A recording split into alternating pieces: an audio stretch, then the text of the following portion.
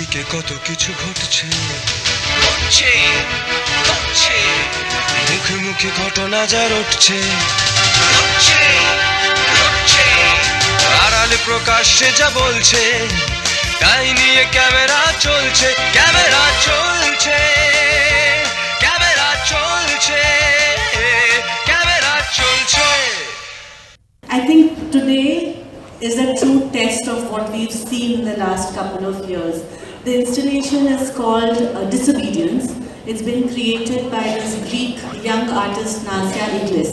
And she says, I call it disobedience because it doesn't obey me. I made it a certain way, and every time someone walks through it, it obeys that person. Yes, right? yes. But for all of us, for me especially, Kolkata centre for creativity আয়োজিত আমি arts festival এ বছর তাদের ষষ্ঠ বর্ষে পা দিল। এই শিল্প মহাযজ্ঞের অন্যতম আকর্ষণ ছিল এক গুরুত্বপূর্ণ আলোচনা সভা। আলোচনার বিষয় ছিল সমসাময়িক ভারতীয় সিনেমার চ্যালেঞ্জ সমূহ। অনুষ্ঠানের শুরুতে কলকাতা সেন্টার ফর ক্রিয়েটিভিটির চেয়ারপারসন রিচা আগরওয়াল বললেন, their patience, their belief, their trust in the vision that we have all lived with. I'm actually very emotional today. We are here to talk about something that feels both urgent and slippery, the challenges facing contemporary Indian cinema. But I should also clarify that Indian cinema is a very, very large thing. It's many, many different things. तो हमें लगता है कि सारी दुनिया हमसे शुरू होती है, हमसे ख़त्म होती है, तो हिंदी की हम बात करेंगे, मोर और लेस ज़्यादातर हिंदी सिनेमा की बात होगी। আলোচনা সভায় অংশ নিয়েছিলেন চিত্র নির্মাতা অনুরাগ কাশ্যপ, চিত্র নির্মাতা অলঙ্কৃতা শ্রীবাস্তব, চিত্রনাট্যকার অঞ্জুম রাজাওয়ালি এবং অভিনেত্রী স্বস্তিকা মুখার্জি। অনুষ্ঠান সঞ্চালনায় ছিলেন থিয়েটার শিল্পী সুধন্যা দেশপাণ্ডে। বক্তারা দর্শকদের সাথে তাদের নিজেদের অভিজ্ঞতা ভাগ করে নিলেন। And misogyny has been assertive in cinema. Now, of course, masculinity and misogyny is not new to Indian cinema. All of us who grew up in the 60s, 70s and so on know exactly what that was. But now there's a new avatar of it, in a sense. Talk about the fact that, you know, the way, and I'm really talking about mainstream Hindi cinema. I think Hindi cinema has largely been created by men over the decades. I'm not talking about very recently, but so like who was writing those films, who was acting in those films, who was the hero, who was at the center of the universe, the dominant cast, a particular kind of a person who was like the hero. And all the money, whether it was production, distribution, etc., marketing, was all going into perpetuating that male hero. So I think that when you have that kind of a history of cinema, then I think where we are is actually the logical kind of growth. Like that's where it's going to lead to, because I feel we have had that cinema where, you know, if a woman was raped, she would have to either commit suicide or she was dead. So yes, I've done multiple commercial films which was always celebrating a typical kind of hero, and almost where, you know, it was always the hero is being worshipped, hero is being shown as larger than life, and every crisis was being handled by them. All solutions were always provided by them. But yeah, I don't think I was just in first year college, so we as women were also not thinking too deeply about it as we do nowadays. So I think after 10 years or so, I guess I became so vocal about the ifs and buts and nots that very typical patriarchy backed scripts stopped coming to me. And yes, I faced a lot of problem with the censor board, or people who were taking a call about the release of many of my films, and it came to a point where I started actually making a joke out of it that I think they just see my name in the cast and they send it to the revision committee. You know, they're not watching the films anymore. I would, because there are a lot of Bengali audience here today with us, and thank you everyone for coming. And Anurag, you have been a filmmaker and famously have been, in several, let's say, disputes or struggles with the censor board and so on. No, I don't have a problem. One thing is I hate acting. I act because, one, I get good money. And the second reason is I'm not getting to make the films that I want to make. For example, if I am making a film about even a rape, I would not want to show it.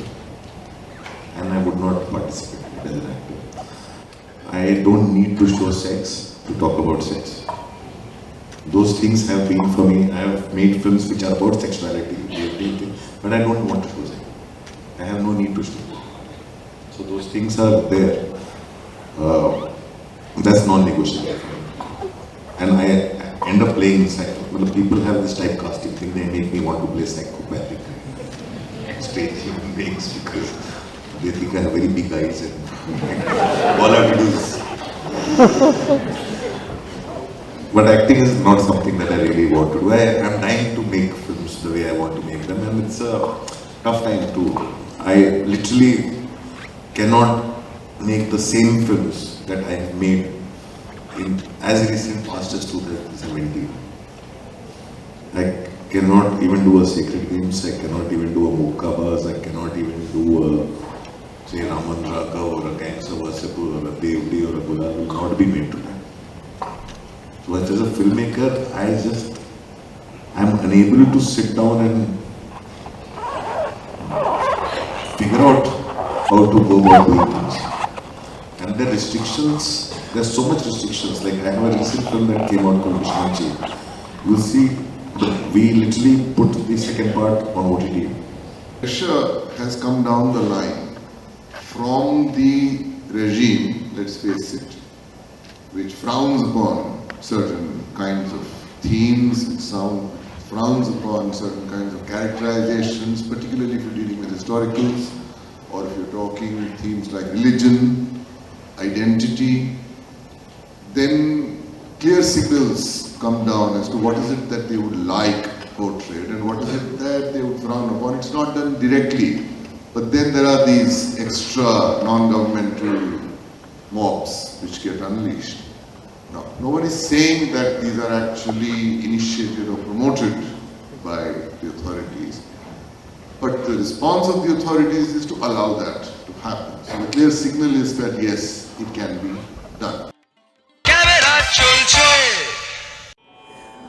আমার না বলা বাণীর দক্ষিণ কলকাতার একটি art গ্যালারিতে আয়োজন করা হয়েছিল এক বিশেষ চিত্র প্রদর্শনীর। নাম ছিল ভিজুয়ালস। এখানে ছিল ৩ জন শিল্পীর ভিন্ন ভিন্ন রং ও ভঙ্গির অসাধারণ সব কাজ। তোমার ভাবনা তারার মতন রাজে আমার না বলা বাণীর। শিল্পী ডক্টর সায়ন্তী দত্তর ছবিতে মানুষ, প্রকৃতি ও ফোক ট্র্যাডিশনের মিলনে তৈরি হয়েছে এক স্বপ্নময় জগৎ। কালির আঁচড়ে দ্রুত আঁকা নৃত্যরত বাদ্যকর বা মানবদেহের চিত্রগুলি উৎসবের তাৎক্ষণিক আনন্দকে ধরে রেখেছে। হলুদ সবুজ জমিনে বিমূর্ত ফিগারগুলি যেন প্রকৃতির কোলে অবাধ মুক্তির উদযাপন, যা জীবন, প্রেম এবং উৎসবে যৌথতার আনন্দকে প্রকাশ করে।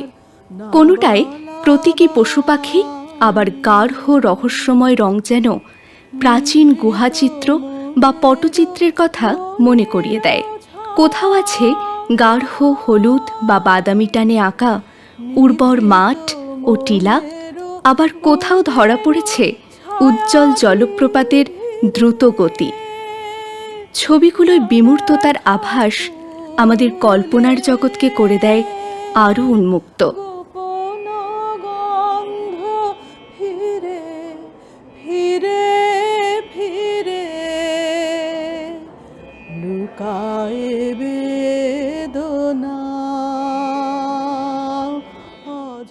শিল্পী ডক্টর কল্লোল ত্রিপাঠীর জল রঙের কাজে রয়েছে বিমূর্ততার মধ্য দিয়ে ল্যান্ডস্কেপের এক সূক্ষ্ম আভাস। তার কোমল রং আর টেক্সচারে গড়ে ওঠে মিস্টিক এক পরিবেশ। জল রঙের সতেজতা ও মিশ্র মাধ্যমের বিশেষত্বে তৈরি হয়েছে কুয়াশা ঢাকা মাঠ বা ঋতু পরিবর্তনের দৃশ্য। কোথাও আছে পাহাড়ের উপর গাঢ় লাল গাছের সারি, আর তার উপরে মেঘলা আকাশ। এ যেন হেমন্ত বা শীতের এক শান্ত অথচ উজ্জ্বল অনুভূতি।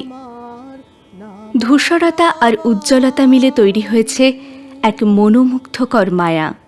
আবার কোথাও সরু লম্বা রেখার সারি এখানে শুকনো গাছ অথবা তৃণভূমিকে ইঙ্গিত করেছে। শুকনো বাদামি পাতার ছবি, যা জীবনের নশ্বরতা ও সৌন্দর্যের এক অদ্ভুত মেলবন্ধনকে ইঙ্গিত করে। জলপ্রপাত, পাথুরে ভূমি এবং বক্রপথ এসবই প্রকৃতির কাঠিন্য ও নমনীয়তার এক অপূর্ব ভারসাম্যের পরিচয় বহন করেছে। প্রাণের কুলে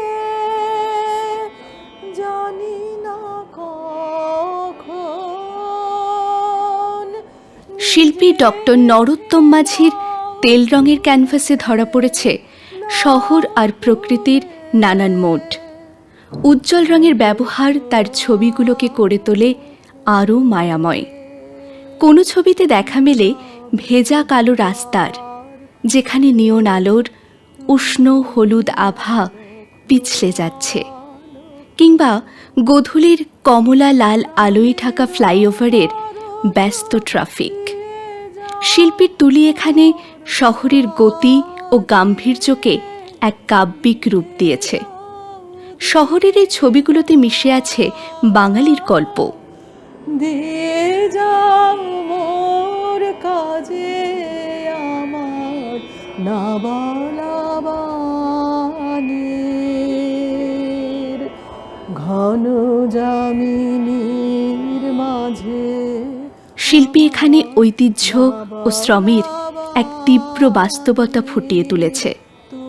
কিছু ছবিতে পাওয়া যায় শহরের বাইরে শান্ত নদী আর খোলা আকাশ, জলপদ্মের মাঝে রমণীর স্নিগ্ধ প্রতিকৃতি, যা প্রকৃতির সঙ্গে মানুষের এক অবিচ্ছিন্ন সৌন্দর্যের বন্ধনকে তুলে ধরে। ঘন যামিনীর মাঝে আমার না বলা বাণীর তোমার ভাবনা, তোমার ভাবনা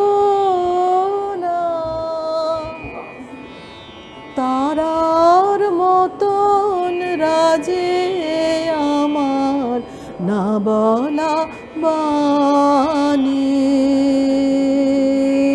ঘন যামিনীর মাঝে আমার না বলা।